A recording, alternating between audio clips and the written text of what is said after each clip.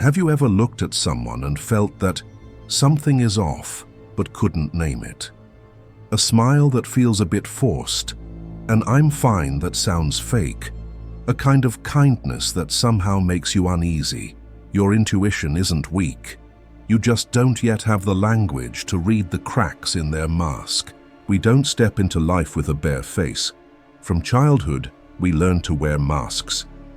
At some point, we can no longer tell where we end and the performance begins. Nietzsche didn't say this to insult humanity. He warned, "If you only look at the mask, you will never understand the trembling soul underneath it." This video doesn't teach you to read people so you can manipulate them or sort them into good and bad. It gives you 13 psychological truths in the spirit of Nietzsche. You'll learn to see through words, through displayed goodness, through morality used as a weapon, and touch what people are always trying to hide: their fear, their shame, and their unhealed wounds. But there's a catch. If you skip one part, all you'll get is a handful of little psychology tricks, not enough to change the way you see others and yourself. Because at the end, there is a truth that will make it impossible for you not to notice things every time someone walks into your life. If you want to see humans more clearly than ever, don't take your eyes off the screen. And now, let's begin. Truth 1. The moment they're uncomfortable. The core of the first truth is this: a person's real self doesn't show when they're comfortable, but in the moment, they start to become uncomfortable. Notice when you accidentally touch what they fear: a question about family, a remark about failure, a topic that hits their pride. Suddenly the air changes color. They laugh a little too long. Their gaze drifts away. Their voice dries up, or suddenly speeds up as if they want to escape the question. That is the breaking point of comfort. Try to remember, on a date, you mention commitment, and the other person immediately changes the subject. Maybe they're not ready for commitment. Maybe they no longer trust long-term love after past breakups. Or more simply, they don't see you in their future at all. At work, whenever real responsibility comes up, a colleague always turns it into a joke to brush it off. Most likely they fear their competence being examined, fear being assigned tasks beyond their ability. At a family dinner, every time someone mentions the absent father, the whole table goes silent for a few seconds, and then everyone rushes to switch topics. That could be collective shame, anger that was never allowed to be spoken, a betrayed trust the whole family quietly buried together. That is not just a coincidence. That is the mask cracking. Nietzsche saw it as the armor we wear because the world is too dangerous to live bare. If you want to read someone, don't only watch them when everything is happy and smooth.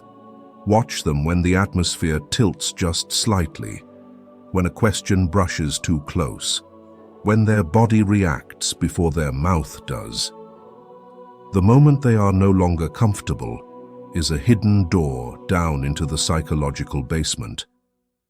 People can control their words, but very few are strong enough to control the faint tremor of their soul in that instant.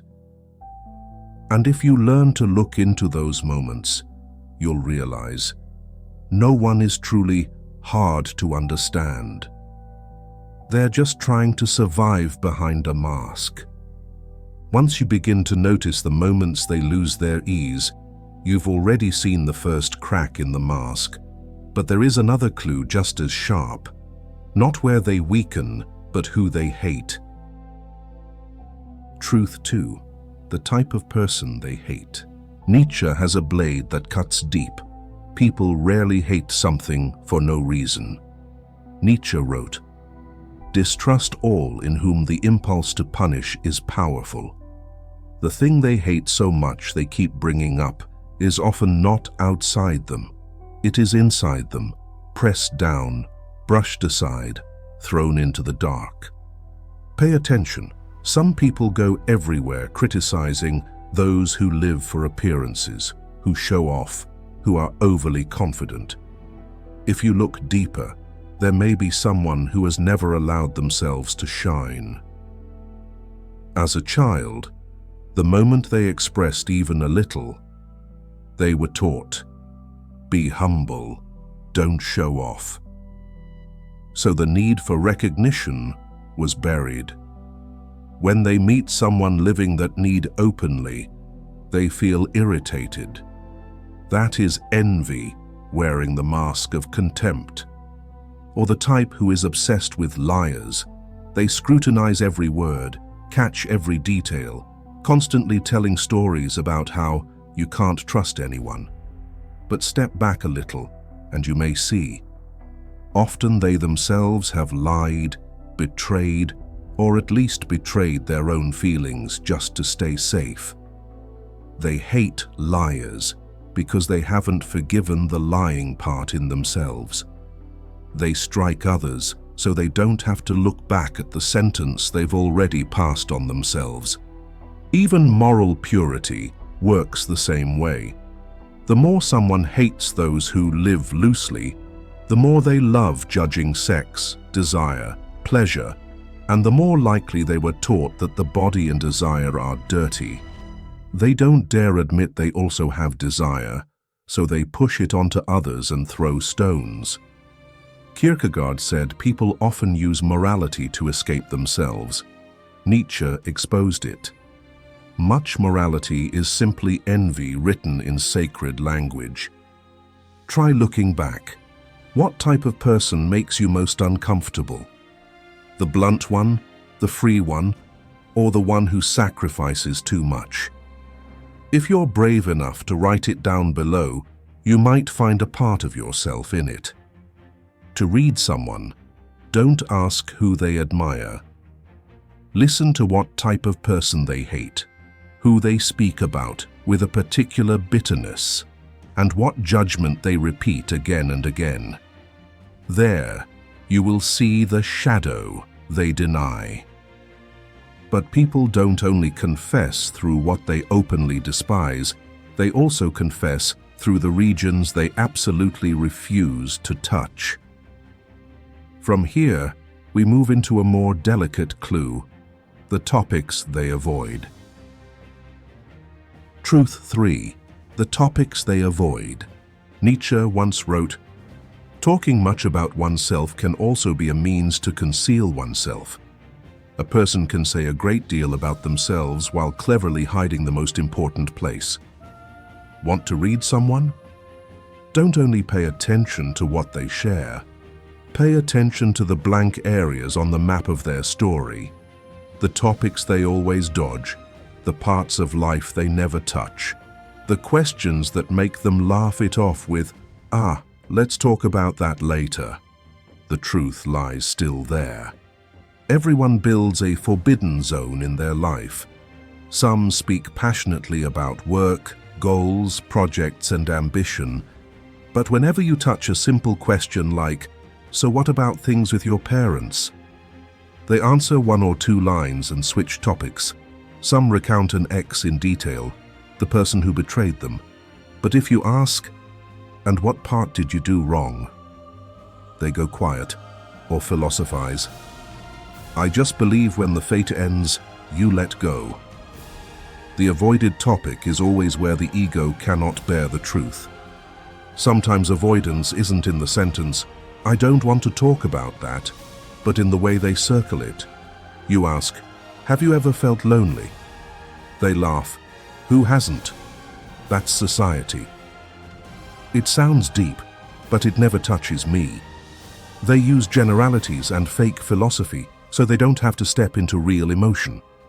Wittgenstein said, "What we cannot speak about, we must pass over in silence."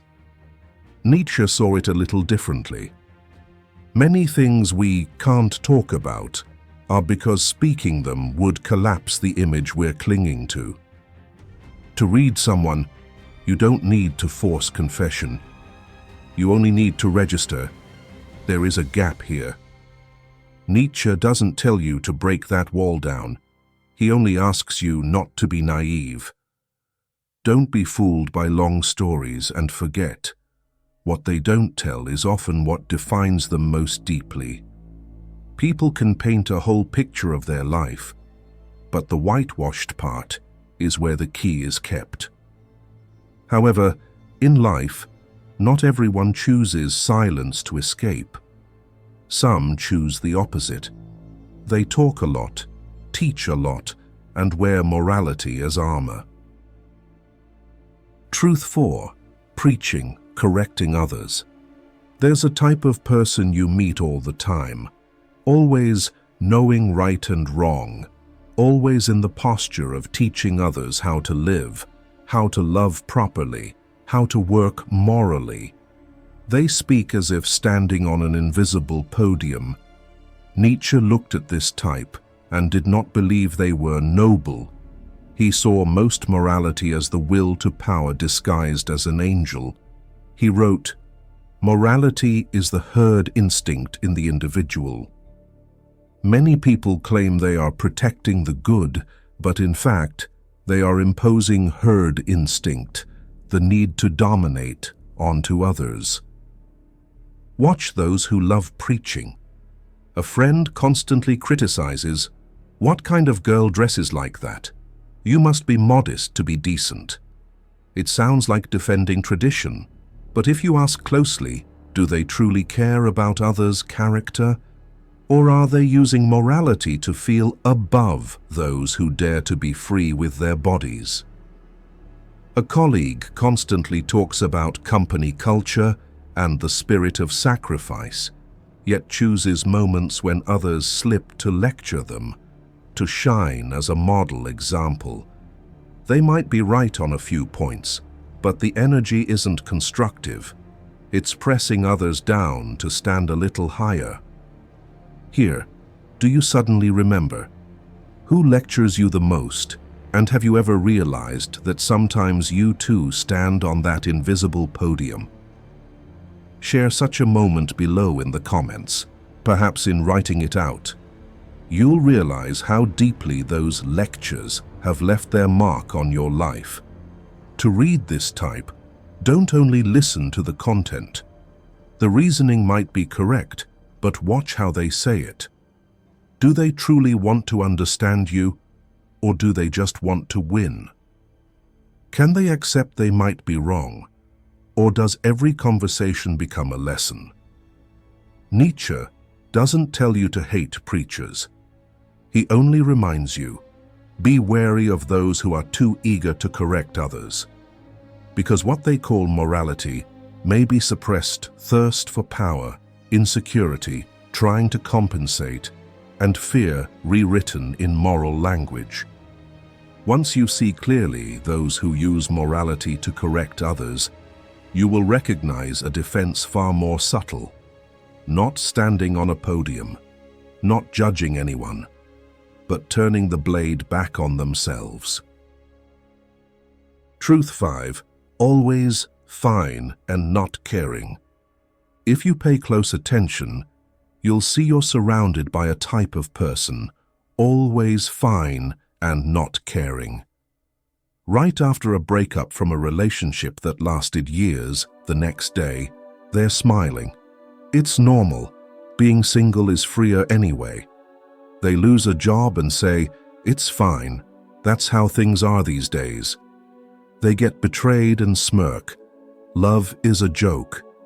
It sounds rational and mature, but Nietzsche wrote, "Sometimes people don't want to hear the truth because they don't want their illusions destroyed." The issue isn't that they lie to you. The issue is that most people lie to themselves first, then tell others a revised version. "I'm fine" is the safe translation of something much deeper. I'm not allowed to fall apart, or I'll be shattered. Notice this. People who constantly say "I'm fine" often share repeating traits. They can't stand being alone for too long, always needing to meet people, make plans. Silence isn't rest to them, it's a threat. because silence reveals the real noise inside. Regret, anger, the feeling of being abandoned. So they choose a simple strategy, not listening anymore. They drown out the inner voice with busyness, with philosophy, with jokes that dodge the truth. Freud called it a defense mechanism. Nietzsche looked more closely. It is the will to survive trying to save the ego by shutting down parts of the emotional system. It's not that they don't hurt. They numb themselves so they can keep moving as if nothing happened. Someone who keeps labeling every wound as fine is like someone putting fresh wallpaper over a rotting wall. At a glance, it looks smooth and clean. Press a little deeply, and the surface sinks. Nietzsche doesn't tell you to rip off someone else's wallpaper, because sometimes it's the only thing keeping them upright for now. What he wants is, don't confuse it. Fine isn't always strength. Often it's just the last crutch of a trembling soul. The second mask that comes with fine is not caring. These days it's even praised as a lifestyle. I don't care what people think. Don't take it seriously, just chill.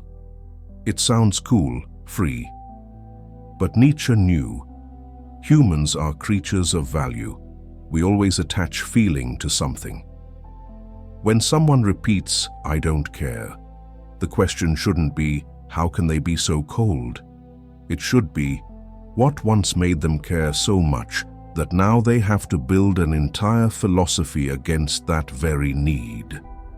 If you look carefully, you'll see small cracks between their words and their reflexes.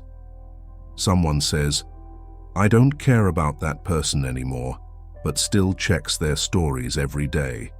Someone says, I don't need anyone's recognition, but after finishing work with no one mentioning their name, they become strangely quiet. At this level, Nietzsche gives you one sign.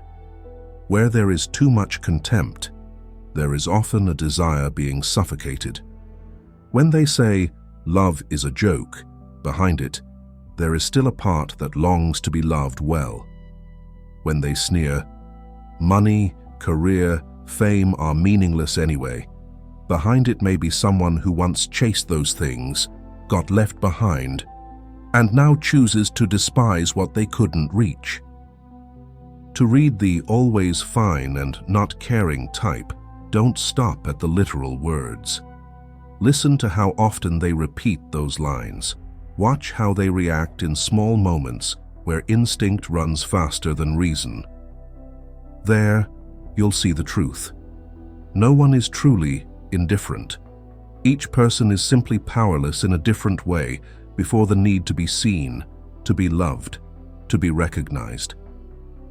Nietzsche only wants you awake enough not to worship coldness as the peak, and brave enough, above all, to begin lowering these masks in your own life. Truth 6. Boasting, chasing attention. Some people walk into a room and you can tell immediately they need to be more than someone. Prettier, better, richer, more knowledgeable. Every conversation eventually circles back to lines like, back then where I work, it's different. I've seen a lot, you're still green. On the surface, it looks like confidence. But to Nietzsche, it often smells like insecurity. He wrote, what is good? All that heightens the feeling of power. What is bad? All that is born of weakness. When someone lacks inner strength, they borrow a sense of power by standing on top of other people. Notice the everyday forms of boasting. A colleague keeps bringing up old achievements, retelling that project from years ago, where they were the key person, even though they barely contribute now. They live off the light of the past because deep down, they aren't sure they still have value in the present. Nietzsche once mocked the will to dominate of the weak. Those who are weak inside take detours just to feel above others. Boasting is one of those detours. If they were truly at peace with their achievements, they wouldn't need to display them constantly. Real climbers are busy climbing. Only those stuck halfway up need to shout so the whole valley knows where they are. To read someone who loves to boast, ignore the surface content: money, titles, connections, experiences. Ask quietly, if you took this away from them, what would be left? If the answer is nothing they feel certain about in themselves, then you're seeing the child inside, afraid of being overlooked, afraid of being looked down on, afraid of being nothing special. In that case, the "I'm better than you" energy becomes less frightening. It's only a cry. Tell me I matter. Nietzsche isn't telling you to despise them. On the contrary, when you see the trembling core behind the competition, you stop being crushed by that aura. You understand. Real strength doesn't need to push anyone down to prove itself. But not everyone boasts with words. Some people enter any space and have to make waves. If it gets too quiet, they'll tell bigger stories, laugh louder, do something more different. Online, they always have drama to tell, something to post. In real life, they're always at the center of the story. At first glance, you think they're just energetic, social, fun. But through Nietzsche's lens, there's a deeper layer. They don't only fear boredom, they fear being forgotten. Behind the attention chaser is often an old story. They were once the child who got ignored. As a kid, no one truly listened. No one asked, "How do you feel?" Their emotions were brushed aside because adults were busy with their own concerns. That child learned a brutal lesson. To be seen, I have to be louder, more different. As they grow up, that belief only changes shape. Some dress loudly so they won't blend into the crowd. Some narrate their life like a movie. Some unconsciously create conflict in friendships and love just to stay at the center of the plot. At work, there's the colleague who has to speak in every meeting, even when their point adds nothing. Silence to them equals disappearance. In love, some people stir trouble the moment things become calm, testing, checking, picking fights for no reason. Stability scares them because stability often comes with less drama, fewer clear proofs that the other person cares. They'd rather be disliked, argued with, than feel the other person indifferent. Nietzsche isn't asking you to look down on those who perform and chase attention. He simply wants you to see the mechanism underneath. Much boasting, much noise out there is just a way people run from an obsessive question. If no one is watching me anymore, who am I? When you understand that, you read them, and you also read yourself. You remember the times you spoke louder, showed more, overdid it, just to avoid facing the emptiness inside. And from the moment you see it, the noisy bravado in front of you suddenly shrinks and the FOMO settles. You start caring less about being seen and more about this. When no one is watching, do you still feel you are worthy? If you've come this far with me, it means you've already made it through half of these 13 truths. Don't stop in the middle of the best part. Stay until the end of the video. Hit like and subscribe if what you're hearing feels uncomfortably accurate, so the algorithm brings you back when we move into even deeper layers of masks. Truth 7. Humbling yourself, clinging. When you stare long enough at those who must make noise, must be more in order not to be forgotten, you'll see on the opposite side a different personality extreme with the same fear. People who don't dare to stand above anyone, only dare to bow low to be kept. Look at a familiar kind of gentleness that few people dare to examine closely. These are the ones who are always yielding, always taking the blame, always apologizing, always clinging at any cost. They're always the first to soften, the one who says, "It's all my fault," the one who runs after reconciliation even while being treated badly. On the surface it looks kind and forgiving, but Nietzsche would ask, is that love, or is fear on its knees? In slave morality, he pointed out, society elevates meekness, humility, and endurance as good, but much of it is born from weakness and fear, not from strength. Look at a relationship. One person keeps leaving, the other keeps chasing. The other is cold, even insulting. Yet the moment there's a sign they might walk away, you rush to explain, apologize, try to prove you'll be better. You take all the blame, even though deep down you know it isn't entirely true. That's no longer love, it's a form of worship. At work, there's the type who always takes the hard tasks, always says, "Whatever you assign, I'll do it." They nod to every request, then quietly complain, "Why is it always me?" They think it's dedication, but it's really a transaction. "I'll endure. Just please don't hate me. Please give me a little recognition." To read this type, look closely. Do they dare to leave places that drain them? Do they dare to lose someone to keep their self-respect? If the answer is always no, then you're not seeing a good person. You're seeing a soul that believes it has too little value to be loved without paying a price. Nietzsche isn't encouraging you to become cruel, but he wants you to stay clear-eyed. Some apologies don't come from responsibility, but from fear. Some hugs don't come from love, but from panic. Once you see that, you stop romanticizing self-erasure. Truth 8. Putting others down. When affection has to be paid for by constantly lowering yourself sooner or later, a quiet layer of resentment builds up inside. And not everyone swallows it. Some choose the opposite way. Instead of kneeling to be kept, they start stepping on others so they don't feel small. When someone else gets praised, they add, "What's so special about that?" When someone achieves something different from them, they toss, "Let's see how long that lasts." On the surface, it looks like a neutral comment.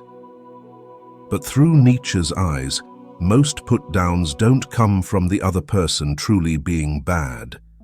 They come from the judge not being able to endure the feeling of standing lower. A familiar sign is that they carry a magnifying glass everywhere. They scrutinize everything and everyone. How someone speaks, their fashion, how they work, how they think, how they live. Something is always wrong. It sounds like they have high standards, like they get it. But every repeated criticism isn't only an evaluation of others, it's the echo of a cruel voice inside them. Nietzsche wrote, "The worst enemy you can meet will always be yourself. The most ruthless enemy they live with is their own contemptuous self, always stalking for flaws, always whispering, 'You'll never be good enough.' When they can't bear that voice anymore, they throw it outward, at anyone who passes within reach. Look at the friend who always pours cold water on you. You share a new plan, and they instantly fire back. Stop dreaming. Everyone's doing that already. They'll say, 'I'm just being realistic.' But in truth, that's how they once treated their own dreams. On a broader scale, on social media, you see accounts obsessed with nasty comments, mocking and degrading other people's looks, intelligence and lives with a strange kind of zeal. That is resentment, the hidden resentment Nietzsche described. Someone who feels powerless in their own life finds pleasure in lowering others. Before we continue, take a moment of stillness. Slow your breathing. Give yourself a short pause and see what image, what face, what familiar sentence just rose in your mind. At work, watch a group when someone on the team gets promoted. A truly happy person asks, "How did you do it? Share it with me." A person filled with resentment whispers, "They're just good at flattering the boss." They got lucky. They analyze to shrink the other person's value, dragging them closer to their own level so it hurts less. In friendship, when you start changing, taking better care of yourself, daring to do what you like, living more freely, someone who isn't happy for you throws out jokes like, "So famous now, you forgot your friends, huh?" Behind the laughter is a confession. I'm falling behind, and I hate that feeling. To read someone who loves to put others down, listen to who they target. What kinds of people do they attack? More successful people? Freer people? People who dare to do what they've never dared? That's a map of what they abandoned within themselves. Where the harshest criticism gathers, there is often the most suffocated desire. Once you understand this, you become immune to many sneers. You stop asking, "Am I really that bad?" and start seeing, I just walked through the most sensitive zone in them. And more importantly, you also look back at yourself. When you put someone down, it may not be the truth about them at all, but an inverted confession about you. Truth 9. Obsessive control. Once someone grows used to pulling others down to feel less inferior, the next step comes easily. They don't only want to lower others, they want to clamp down on circumstances, people, every detail around them, and keep it all within their control. Have you ever met someone who can't stand it when even one detail slips out of plan? Going out has to be on time, in the right place, on the right schedule. At work, everything has to pass through them. Every email must include them on CC. In love, they need to know where you are, who you're with, what you're doing, and what time you're home. From the outside, it looks like responsibility, like being meticulous. But Nietzsche would say, the tighter someone grips the outer world, the more likely it is that their inner world is chaos they refuse to face. Nietzsche spoke of the will to power, the need to assert oneself, to reach outward, to shape one's life. But when that will is warped by fear, it stops being creative strength and becomes an obsession with control. Instead of building themselves, they start arranging other people, schedules, situations, as if loosening their grip for a second would make everything collapse. Notice this. Many control-obsessed people come from unstable childhoods, parents fighting, finances uncertain, and emotions neglected. The child learns one thing: if I don't control it, I'll be swallowed. As an adult, they no longer trust the flow. They only trust gripping the steering wheel. To read this type, ask, what would happen to them if things didn't go their way? A truly strong person may feel irritated, but they can adapt. A control-obsessed person becomes angry, panicked, and blaming. That's when you see the child inside, the child who once lived in chaos with no one to protect them. Nietzsche isn't telling you to look down on them, but he warns you to stay awake. Don't mistake obsessive control for true capability. So it's no surprise that their next step is to build an entire ideology against it. And love is the most terrifying wilderness inside that. Truth 10. not believing in love. Have you ever heard lines like these? Everyone betrays eventually. Marriage is a trap. I don't believe in love anymore. It can sound like they're standing on some higher ground, seeing through every romantic illusion. But through Nietzsche's lens, the question isn't are they right or wrong. It's what forced them to build this belief to survive. Nietzsche once said, "There is always some madness in love, but there is also always some reason in madness." When someone uses reason to wipe love off the table, very often it isn't philosophy. It's a wound wearing philosophy's clothing. A love betrayed, a childhood spent watching parents torture each other inside marriage, loving with everything, and then being left as if you never existed. Those experiences can be too heavy to place trust again. So instead of saying, "I'm afraid to love again," they choose a cooler line. Love is a deception. Look at the person who likes to preach. I choose money, I choose my career, love is unnecessary. That may be true for some who genuinely value creation and freedom, but in many cases, it's only a sleight of hand. Schopenhauer saw love as a trick of the survival instinct. Nietzsche understood that skepticism, but he also smelled fear inside it. If you ask these people, when was the last time you truly felt loved? There is often a pause. To read this type, don't rush to argue that love is still beautiful, and don't rush to believe they're truly cold. Understand this. Behind, "I don't believe in love," is often, "I don't believe I can endure one more disappointment." And when you recognize this in yourself, you may see you haven't truly stopped believing in love. You just haven't learned how to love yet, and you haven't met the right person. Truth 11. How they treat the vulnerable. If you want to see someone's true nature, don't watch how they talk about philosophy, morality, or living kindly. Watch how they treat people who can't fight back. Employees, servers, drivers, children, and a partner in a weaker position. That's where masks fall faster than anywhere else. Nietzsche analyzed a hard truth. Humans carry a pleasure in power, and not a few people only feel alive when they can stand above someone. The question isn't whether they have power, but how they use it.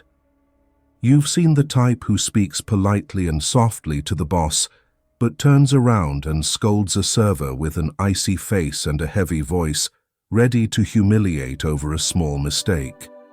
That's the type who only dares to show strength toward those who can't do anything back. They swallow their anger with the boss because they fear losing benefits, then compensate by pouring all that bitterness onto someone weaker to regain the feeling of being on top. Nietzsche called this the morality of the slave. Inside is always a resentment searching for a place to spill. Sometimes, to read someone, you only need a very simple test. Watch them for 5 minutes while they speak to someone in a lower position, someone who brings them no benefit. That attitude is more truthful than any line like, "He's such a good-hearted person," or "I always respect everyone." How they treat the vulnerable is a mirror reflecting how far they've made peace with the aggression inside themselves. Truth 12. Repeating childhood. If there is one ruthless truth most people don't want to face, it's this. Most of us aren't living by our own will. We're simply replaying childhood in a different, more polished form. Nietzsche didn't see people as free individuals making clear, rational choices, but as beings pulled by invisible forces, culture, wounds, and fear. You think you choose your partner, your job, your way of reacting, but very often, It's the child you once were who chooses. In love, someone with an extremely loving father or mother can easily choose a partner in the same way. This is called an intergenerational pattern.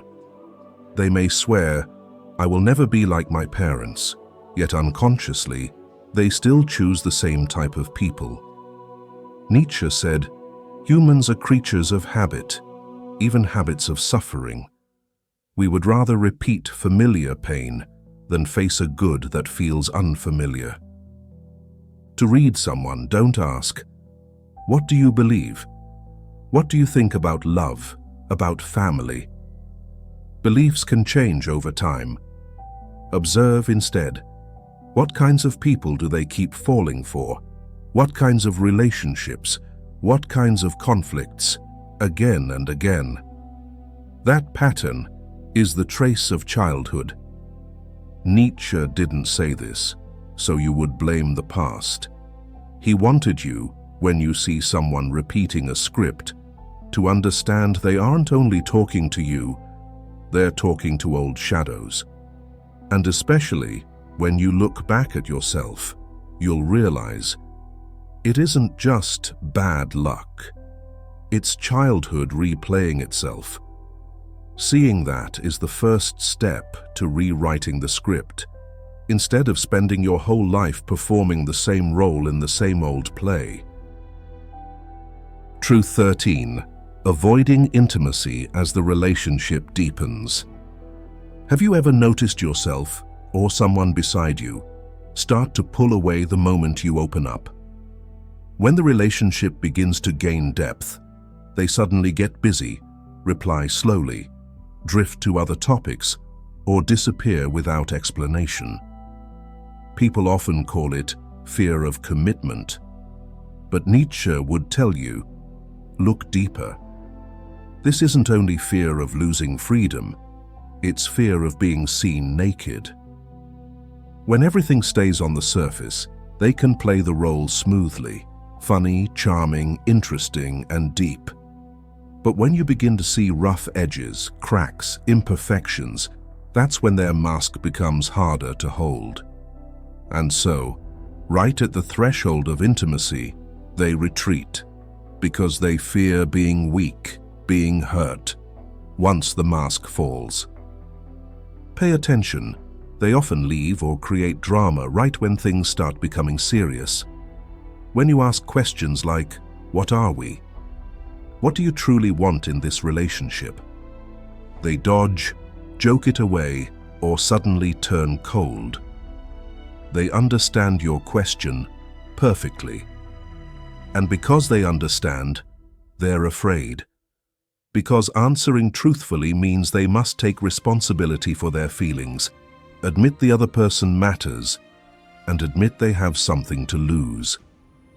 It is far easier to return to half relationships, nameless fun, connections deep enough to ease loneliness, but not deep enough to risk being hurt.